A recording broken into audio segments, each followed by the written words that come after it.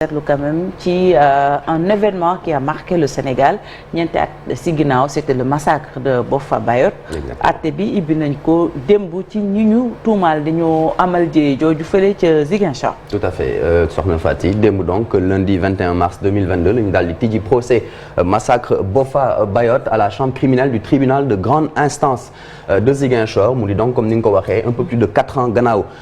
tuerie bu amoon ca forêt casamançaise bi nga xamante ne dafa émouvoir woon Sénégal yëpp mu di benn procès boo xamante ne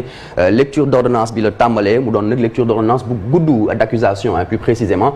bi nga xamante ne nag bañ ko daal di defee audience bi ñu ci bëri dañ daal jaaxle ndaxte ba ñu évoquer certains chefs d'accusation yi ñëpp daal téye seen gémmiñ 14 chefs d'inculpation plus précisément lu toll ni association de malfaiteurs, participation à un mouvement insurrectionnel, assassinat, tentative d'assassinat, séquestration ayant entraîné la mort, vol avec usage d'armes, détention illégale d'armes, tentative de sortie irrégulière de correspondance, donc entre autres chefs d'inculpation yi bëri na gannaaw nag ba ñu defee renvoi ordonnance de renvoi procès bi ñu daal di koy suspendre ba pare nag muy daal di reprendre tey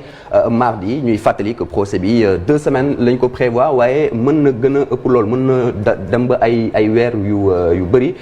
ndax bu ñu xoolee sensibilité ak gravité accusation yi en plus du nombre de conseils bi nga xamante ni dañ ko daal di commettre pour la défense des accusés soxna Fati. aywa ñan ñooy les principaux accusés. Alors les principaux accusés déjà ñu ngi toll ci fukk ak juróom benn yi nga xamante ne dañ leen joxoñ baraamu tuuma 17 parties civiles tamit bokk nañ ci ak plus de 30 avocats parmi accusés yi nag présumé planificateur bi nga xamante ne moom mooy tuerie Boffa Bayotte bi mu di journaliste René Capin Bassène ak postier Omar Ampoy Bodian ak yeneen i habitants yi nga xamante ni village Casamance bu Toubacouta la ñu dëkk René Capin Bassène ak Omar Ampoy Bodian ñoom ñaar ñu leen di présenter comme ay membres aile politique mouvement des forces démocratiques de Casamance ñu gën leen xamee ci MFDC le cas Badiate César Atoute Badiate parmi les 16 accusés moom bokk na ci waaye nag il manque à l'appel moom nag ñuy fàttali César Atoute Badiate ne chef d'une des branches armées MFDC faction sud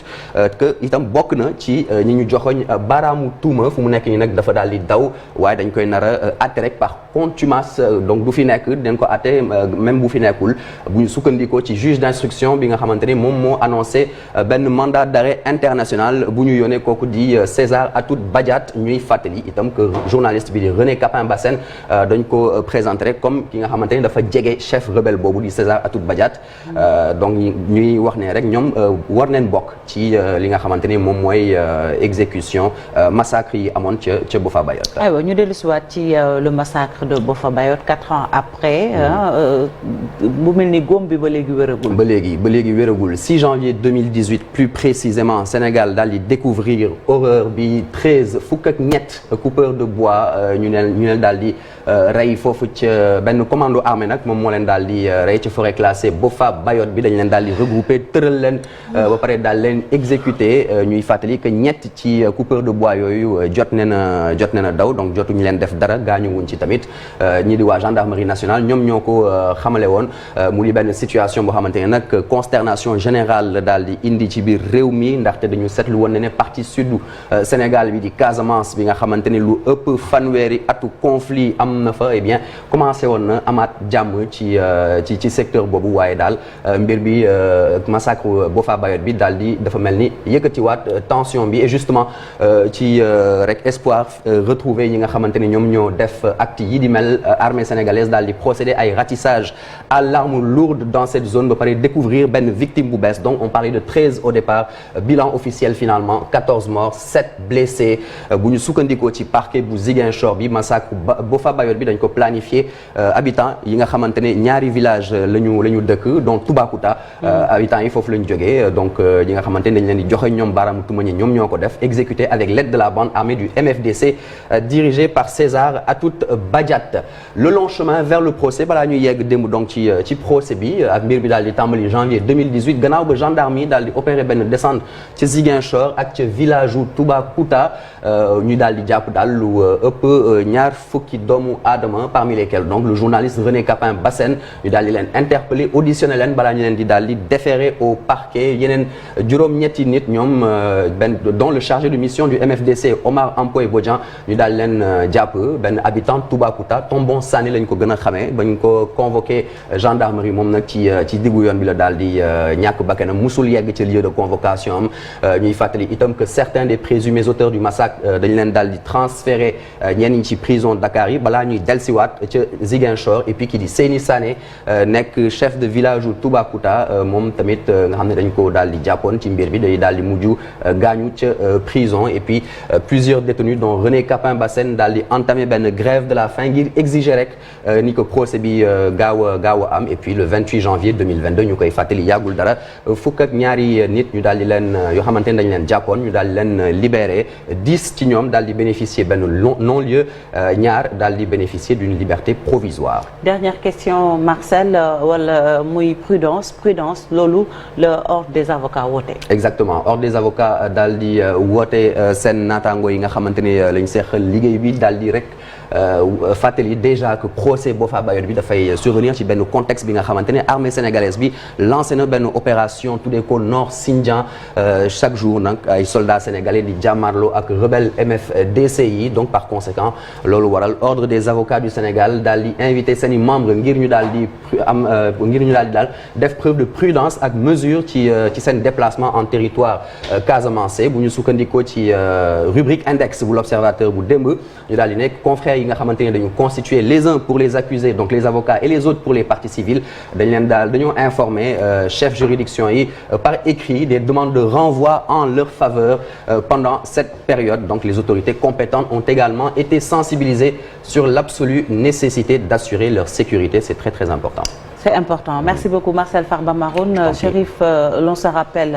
le massacre de Boffa Bayotte il y a de cela 4 ans presse bi doon ko relayer mu nekkoon vraiment une information triste boo xam ne quand même def na à la une des quotidiens ci ay bés yu bëri. yow fàttali noonu la parce que samedi boobu moom daanaka kenn dootu ko fàttali fii ci Sénégal nit ñi toog nan dégg musiba boobu am kon ci àll Boffa Bayotte bi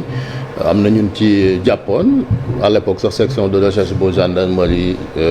colonel Diak mi tey jiite woon ko defoon ci liggéey bu am solo ba tax sama moo permettre woon après ñu def procéder à des arrestations procureur Sylla ba fa nekkoon aussi conférence de presse yi mu ci doon def même Moussa Fall mi nga xamante ne actuel moo jiite au commandant de la gendarmerie ba à l'époque yoroon fi aussi gendarmerie territoriale gisoon nañ demoon nañ fa en tout cas def fi un bon travail jëm ci li nga xamante ni kon moom mooy rek arrêter les suspects donc bu boobaag léegi nag yàgg na 4 ans amoon na ay épisodes yu bëri ci ay grève de la faim yoo xamante ni ki ko gënoon a symboliser muy sunu naataango boobu di René Capin Bassène en même temps nekkoon ki yoroon communication fa la nga xamante ni kon moom mooy ca ànd rek donc comme ñi ngi ci procès parce que xaar bi dafa yàgg xam nga ñoom dañoo wax détention préventive bi des fois day yàgg goo xamante ni il faut ñu letti leen wala ñu fëri leen donc c'est heureux que ñu egg si fi nga xamante ni kon moom mooy ciy procès lépp lu ciy dëgg ñu xam ko parce que comme ni ñu wax chef d'inculpation la mais dernier mot bi je pense que attekat bee ko moom parce que procureur bi moom mën a ñëw def réquisitoire am mais bu ne ba ca cëppaandaw ga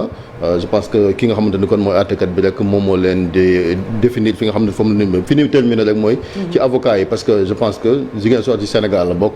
te fi li am ci diggante militaires yi ak MFDC ci àll ba la donc fépp foo xamante ni doomu Sénégal dafa war a nekk avocat dafa war a dem layool ko parce que boo xoolee sax ni définir carte bi sur le plan judiciaire loolu dafa am déséquilibre Dakar ngay gis cabinet d'avocat yi fii la nekk y a une trentaine d'avocats yoo xamante ni impliqué nañ ci dossier bi donc ab fi lay am warul tey ñoom ñu dem fa parce que buñ poussé procès bi am na ñoo xamante ni seen liberté moo nekk en jeu donc li nga xamante ni bâtonnier bi wax na ko je pense que ça ne tient pas la route il faut que les avocats fu Sénégal mën a nekk fu procès mën a am aussi ñu dem défendre leen jéem a démocratiser li nga xamante ni mooy accès à des avocats. Très bien Malick Thiandoum rapidement laata ñuy dem ci de quoi il la non woon foofu moom ñaawteef la parce que jël ay doomu aadama tër leen rendi leen wala tirer leen comme ay mala loolu ça ne peut pas rester impuni ce qui est sûr et certain qu'il y a des coupables yoon mi ngi def liggéeyam am na ñu nga xam ni jàppoon nañ leen ci bàyyi leen ni leen defuñu dara donc ñu am muy fukk yi nga xam ne dañu yoon dafa jàpp ni defuñu dara toppewuñu leen dara mais ñooñu diir bi nga xam ne téye nañ leen ko ndax yoon dina leen jox ndàmpaay loolu beneen mbir la parce que nit bu fekkee ne da nga ko téye tuumaal ko te tuuma boobu dem nga ba xam ni defu ko nga bàyyi ko. at yi nga ko téye ci kaso bi war nga ko dàmp. beneen bi ci des mooy il peut pas y avoir de maanaam mënul am ñu nga xam ne. ñëpp la ñuy bàyyi c'est pas possible il y a des coupables et les coupables doivent être punis. comme ñi nga xam ne dañu rey nit. donc rey nit la. ñi nga xam ne ñàkk nañu tey. seen ay ñoñ bëgg nañu que justice soit faite et pour que justice soit faite il faut qu'il y ait des coupables et les coupables doivent être punis conformément à la loi. jërëjëf merci beaucoup Malick Thiandoum léegi de quoi est-il le nom. César Atoute Badiate bët Saloum diwaan bu Ziguinchor